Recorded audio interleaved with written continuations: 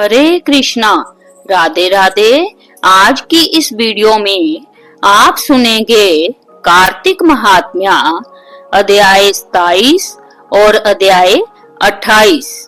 पिछले अध्याय में आपने सुना कि मुनि की स्त्री श्राप के कारण पिशाचनी हो गई। आगे की कथा सुनाते हुए सूत जी ने कहा, हे ऋषियों, इस प्रकार वह राक्षस और पिशाचनी दोनों घूमते फिरते नर्मदा नदी के तट पर एक वट वृक्ष के नीचे आकर ठहरे। उस वट वृक्ष पर एक गुरु निंदक ब्रह्म राक्षस रहता था। उन दोनों को देखकर वह ब्रह्म राक्षस कहने लगा, अरे तुम कौन हो और किस पाप के कारण इस दशा को प्राप्त हुए हो? तब राक्षस रूपधारी राजा ने अपना तथा पिशाचनी का संपूर्ण वृत्तांत सुनाकर कहा कि अब आप भी अपना वृत्तांत सुनाइए।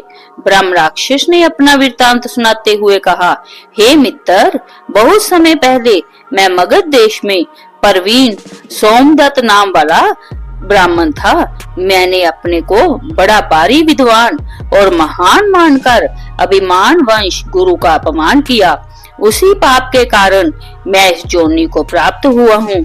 इस जन्म में भूख से पीड़ित होकर मैंने अनेक ब्राह्मण खा डाले हैं।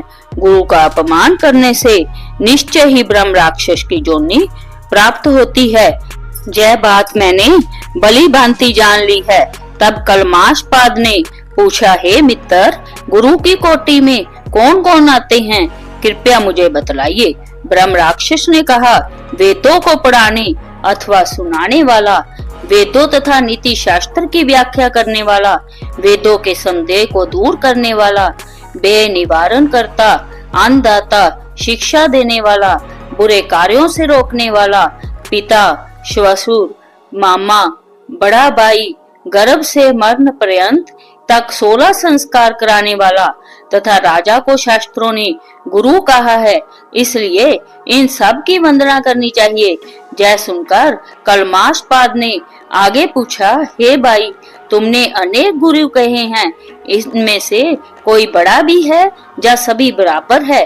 ब्रह्म राक्षस ने कहा, हे मित्र, यद्यपि हम राक्षस हैं और साथ ही भूख प्यास से दुखित भी हैं, परंतु क्योंकि गुरु महिमा के वर्णन से भी कल्याण होता है, इसलिए मैं इसका वर्णन करता हूँ। सब गुरु बराबर है।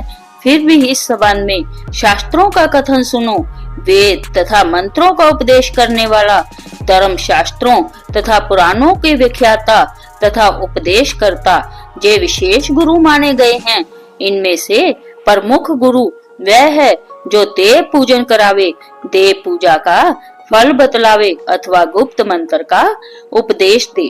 ब्रह्म राक्षस ने अपने राक्षस बनने की कथा सुनाते हुए कहा, मैंने धर्म, अर्थ, काम और मोक्ष देने वाले सभी पुराण गौतम ऋषि से सुने थे। एक समय मैं शिव जी का पूजन कर रहा था कि उसी समय महर्षि गौतम वहां पर आ गए। मैं पूजा में ही लगा रहा और मैंने खड़े होकर उनको प्रणाम नहीं किया। तब शिव जी ने गुरु का अपमान करने के कारण मुझे ब्रह्म राक्षस बना दिया। यह कथा सुनाते हुए सूत जी ने कहा, हे ऋषियों, इस प्रकार गुरु की महिमा का वर्णन करने तथा सुनने से उन तीनों के पाप नष्ट हो गए। ठीक उसी समय उन्होंने कुछ दूर पर गर्ग मुनि को आते हुए देखा तो पिशाचनी तथा दोनों राक्षस उन्हें अपना भोजन जान दोनों हाथ उठाकर उनकी ओर भागे। परंतु गर्ग मुनि के द्वारा शिव जी का नाम लिए जाने पर उनके समीप ना जाकर पिशाचनी दूर से ही कहने लगी, हे महात्मन, आपको नमस्कार है। हमने कितने ही ब्राह्मण खा डाले हैं, परंतु महादेव जी का नाम स्मरण करने के कारण आप सुरक्षित हैं। तब गर्ग मुनि ने तुलसी युक्त जल से उनका अभिषेक किया। उस जल का स्पर्श होते ही वे तीनों राक्षस जोनि से मुक्त होकर देव रूप हो गए। ब्राह्मणी और सोमदत्त विष्णु रूप होकर गर्ग मुनि की स्तुति करने के बाद विष्णु लोक को चले गए। उन दोनों के वैकुंठ जाने के बाद श्राप मुक्त राजा कलमाशपाद सोच में पड़ गया। उसको इस प्रकार शोक में निमग्न देखकर गुप्त रूप से सरस्वती जी बोली, हे राजन, तुम किसी प्रकार की चिंता मत करो। राज्य सुख भोगने के बाद अंत में तुम्हें भी विष्णु लोक की प्राप्ति होगी। इन वचनों को सुनकर राजा कल्माशपाद अत्यंत हर्षित हुआ। राजा ने अपने गुरु का स्मरण किया और गर्ग मुनि को प्रणाम करके गंगा जी की स्तुति की। इसके बाद राजा भगवान विष्णु का स्मरण करता हुआ काशी जी चला गया। काशी जी में 6 मास रहकर राजा गंगा जी में स्नान और विश्वनाथ महादेव के दर्शन करते हुए अनंत प्राप्त करता रहा और इसके बाद प्रसन्नता पूर्वक अपने राज्य में आया। तब गुरु जी ने उसका अभिषेक कर उसे पुण्य राजा बना दिया और वह अनेक वर्षों तक राज्य करने के बाद अंत में मोक्ष को प्राप्त हुआ। इस कथा को समाप्त करते हुए सूत जी ने ऋषियों से कहा, हे मुनियों, इसमें आश्चर्य जैसी कोई बात नहीं। भगवान का गुणगान करने तथा काशी का सेवन करने से मनुष्य को निश्चय ही मोक्ष की प्राप्ति होती है। तो गंगा जी में स्नान मात्र से ही करोड़ों जन्मों के पाप समाप्त हो जाते हैं। इति 27वां अध्याय समाप्तम। आइए सुनते हैं अध्याय 28। जहाँ तक की कथाएं सुनने के बाद ऋषियों ने कहा, हे सूत जी महाराज, अब कार्तिक शुक्ला अष्टमी, जिसे गोप अष्टमी भी कहते हैं, का महात्म्य सुनाने की कृपा कीजिए। सूत जी बोले, हे ऋषियों, बाल्यावस्था में भगवान कृष्ण ने कार्तिक शुक्ल अष्टमी से ही गायों को चराने हेतु जंगल ले जाना प्रारंभ किया था। इसलिए जय अष्टमी गोप अष्टमी कहलाती है।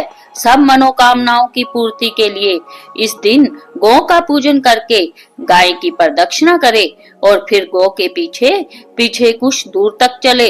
इस दिन श्री कृष्ण भगवान की परम प्रिय श्री राधा रानी जी के नाम से विख्यात राधा कुंड में स्नान करके जो व्यक्ति श्री कृष्ण भगवान का पूजन करता है उसके संपूर्ण पाप नष्ट हो जाते हैं। गोप अष्टमी के दिन की महिमा का वर्णन करते हुए सूत जी ने आगे कहा, इस दिन सायंकाल गोधूली के समय गौओं के पीछे पीछे चलने से अनेक जन्मों के पाप समूल नष्ट हो जाते हैं। इस दिन गौ का दान करने से असंख्य गौ के दान का फल मिलता है और गाय की सेवा करने से परम पद की प्राप्ति होती है। यदि संजोगवश इस दिन सायंकाल के समय श्रवण नक्षत्र हो तो वह जयंती योग होता है। जयंती योग युक्त गोप अष्टमी को स्नान दान आदि करने से मनुष्य निश्चय ही मोक्ष को प्राप्त करता है, इसमें संदेह नहीं। इति 28वां अध्याय समाप्तम। इति श्री विष्णवे नमः। जय श्री हरि विष्णु।